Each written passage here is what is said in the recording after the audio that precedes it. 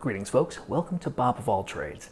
I specialize in reviews that are not sponsored, and reviews in which by the time you are done watching it, you will know if this is the right laptop for you. Take this awesome Legion Y545 for example. I purchased this out of pocket at Costco for right around $1,100 at the time of purchase. Perhaps that may go up to around $1,200 by the time you are watching this, but it would take this channel over 1 million views in order for this laptop to have been paid for, thanks to people who have decided to watch this particular review. So with that said, please subscribe. It's easy. Click that button. Let's proceed.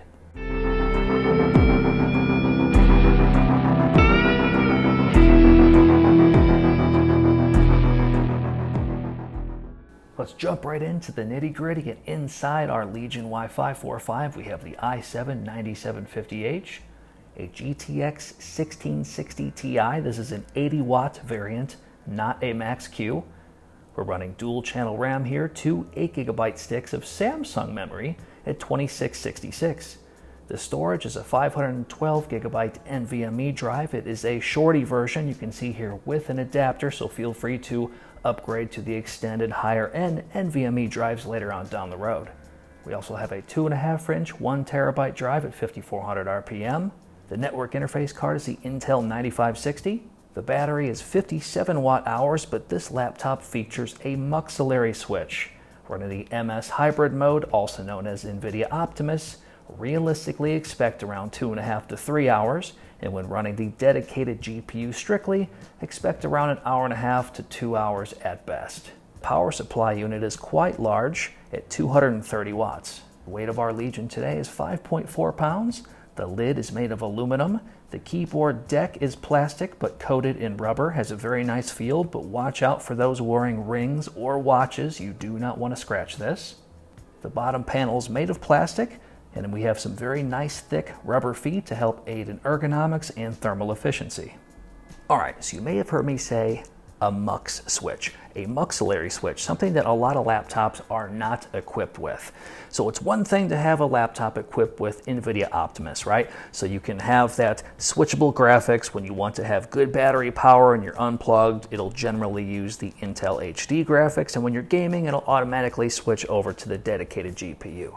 Laptops that feature this are great, but they are limited with a few features, and this has a MUX switch which allows you to have your cake and eat it too. You can go into your BIOS and have this set to discrete graphics. It will reboot, and now it will only run on the dedicated GPU, which means you're going to have a buttery smooth gaming experience. You're going to be able to use fast sync, so any frames above the panel's refresh rate at the 144 Hertz, more on this shortly, is going to offer a tear-free gaming experience. You will also be able to easily record within the desktop. Just overall, for a pure gaming experience standpoint, having your display directly connected to your dedicated GPU is always going to be a better solution.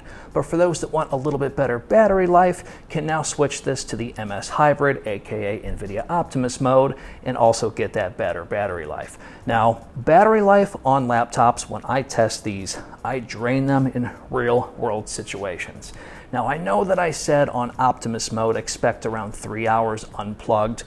Now, if you were to just, let's say, set the brightness to around 30% and turn off the keyboard lighting, put this on a low power state, and just watch YouTube, you'll get 6 hours unplugged.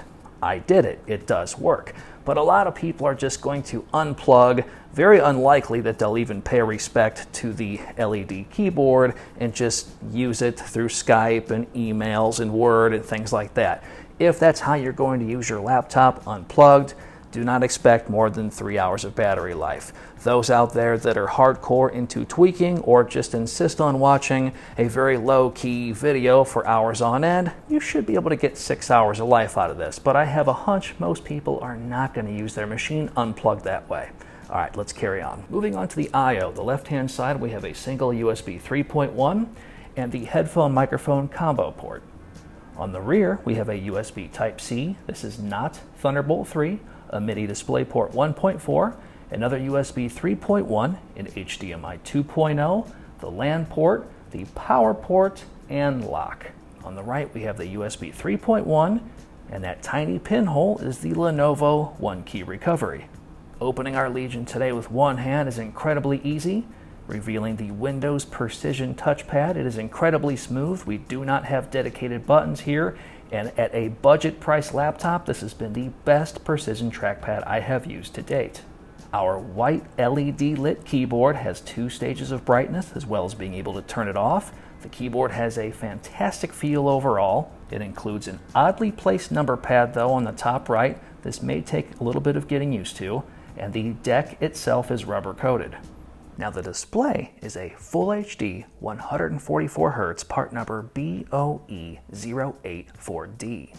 Post-color calibration came out at 97% standard RGB, and brightness in the center was actually a little bit over 350 nits. However, the problem is no webcam up here, it's down below. Check it out. As you can see, the 720p webcam and microphone are located at the bottom of the bezel. Now keyboard strokes are relatively quiet. Have a listen.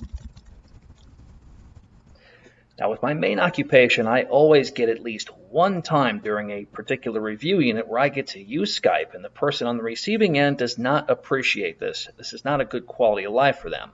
But if I decide to change the ergonomics on my end so they get a better shot of me, they tend to get a bright light in their face, of course the one behind my head, and now my viewing angle is a bit compromised. It has nothing to do with the display, but now that light above me puts a little bit of a glare, and this is just not fun for either party, whether I have to compromise this on my end or they have to have a nice shot of my chest the whole time.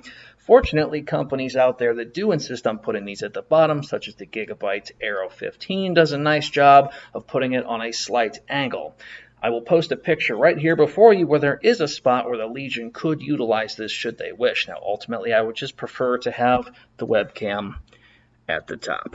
The Lenovo Vantage software is used for system updates as well as system performance settings. Pressing the FNQ key combined will go from the silent comfort mode all the way to balanced and performance modes. I highly recommend comfort mode when unplugged and performance mode when plugged in. Just leave balance mode blank, just gloss right over it. You'll have various other settings in here such as Dolby Audio, your muxillary switch, whether or not you want this to charge various items when we're on battery or unplugged, you name it. This is a very nice piece of software, and having experience with it over the last year, this is the best version of it to date. Being able to get all of the necessary updates for this machine as well as BIOS updates and having that feature set work flawlessly will be a blessing to those that get their hands on this laptop. Alright, now let's get down to the fun stuff. When it comes to the overall performance of this machine, we have an interesting trade-off here that I think many of you are going to be very fond of and many of you are going to be disappointed at. Now, starting with the 1660 Ti with 80 watts of power that it is allowed to pull from, it is really close to what a 80 watt 2060 laptop would do. It really is just within spitting distance, probably 10%. And those that are not monitoring performance between those two GPUs are going to have nearly an impossible time seeing which one ultimately performs better than the other.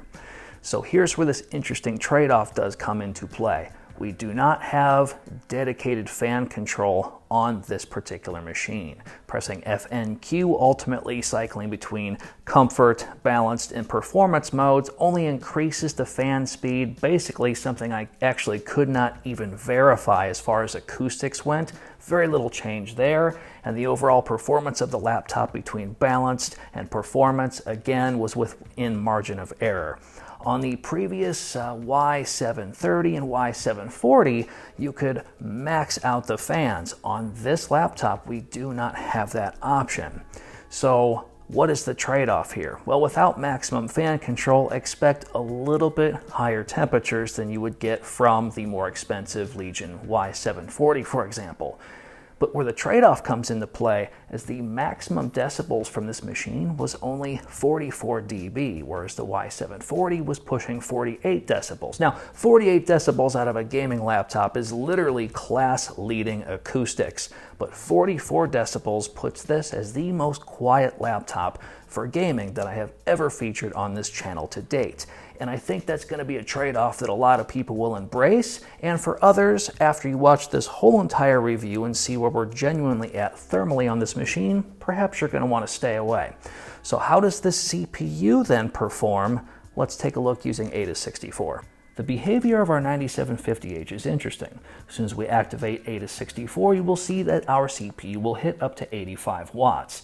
But because we are hitting that thermal threshold rather rapidly, you will see it dip down to 45 watts before the second power limit kicks in, traditionally around 28 seconds later. In this case, it is happening much sooner. Now at first, ultimately you might be thinking, well, let's cure this with an undervolt. Okay, so when we undervolt, it now limits that maximum wattage to 65 watts, and it's still going to bring us down to 45 watts after that 28-second time limit is over. This is fine and dandy and is working relatively well, but you are going to find certain instances where that is not the case, and when you try to activate that CPU under load by itself, it will thermal throttle before that second power limit is activated, as you can see here. Alright, so what does this mean? Ultimately, because we are hitting a thermal throttle before the fans ramp up to cool the processor back down, means a lot of CPU benchmarks on this particular laptop could be a little bit lackluster, and you're going to see evidence of that shortly. But overall, once the fan speed does kick in and everything does seem to settle down, it does work nice. So let's go ahead and reveal evidence of that now. So here we're going to play some Battlefield 5 Ultra settings, 90-degree field of view, and we're generally going to average around 70 FPS. The average high temperatures of the CPU are going to be in the mid to upper 80s. You may see a spike here and there up to around 90 to 94 degrees Celsius. The GPU tends to cap itself out in the upper 70s to lower 80s.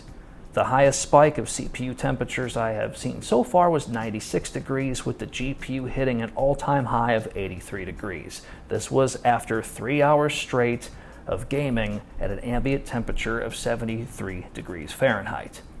Apex Legends, very similar situation here, maybe a little bit more mild on the temperatures, but again, all ultra settings, we are averaging 70 FPS. This again is within spitting distance of a laptop 2060. Overall, I find that the performance of the 1660 Ti is spectacular, and purchasing this to save a couple $100 could be an ideal situation for many people out there. Overwatch, once you can get this dialed in at above the panel's refresh rate, activating something like Fast Sync means you are going to have a tear-free gaming experience, and overall temperatures here are right in line with what you see with Battlefield 5 at Apex. Now when it comes to undervolting the CPU on this particular laptop, it really did not improve thermal performance. Since the CPU is capped at 45 watts and our clock speed is going to be lower by default, undervolting it does not improve temperatures, it just increases our frequency. And therefore temperatures are not going to be any better. Technically speaking, they might be a little bit worse here and there, but ultimately it's within margin of error. So let's see how this performs in some various benchmarks. Firestrike stock, we're going to get a GPU score at just over 14,000 and our CPU physics score of around 16,800. And if you decide to undervolt that CPU, our GPU score is going to be right around 14,000 again, and our physics score for the CPU is only going to bump up ever so slight because we are definitely wattage limited at this point. You're not going to see a large increase here. Because we will induce a little bit of thermal throttling once you activate a Cinebench 20 benchmark, overall stock performance is only going to be around 2,400 points. After you undervolt it, it's going to move up to around 2,800 points, but we're still about 200 points away from the better 9750H laptops out there. Alright, so what about max tuned on this particular machine? Since the GPU and CPU have to share the same heatsink, if we undervolt that GPU using the MSI voltage curve editor, something I have featured multiple times on the channel, links in the description below, what we can now do is eliminate power limit throttling from the 1660 Ti, and now we can feed this GPU the right amount of voltage. So let's have a look at what we've got now in Battlefield 5. Now with a nicely tuned CPU, thanks to my performance tuning guide, linked in the description below, and the undervolted GPU, which we are going to run at around 1650 megahertz at 0.750 volts, you can see that now we have a little bit lower GPU temperatures, and as a result, a little bit lower CPU temperatures. Now keep in mind, Battlefield 5 not only taxes your graphics card, not only taxes your CPU, but it also taxes your memory as well. It is one of those few games that will genuinely push all of the hardware relevant to heat inside of your laptop, ultimately showcasing a worst case scenario. Now, because this laptop is so quiet, we are unplugged and it will idle at around 26 decibels. That is nearly the sound of silence in my home here. I love how this laptop is acoustically. So what about that Harman audio? Let's compare it with the Aero 15.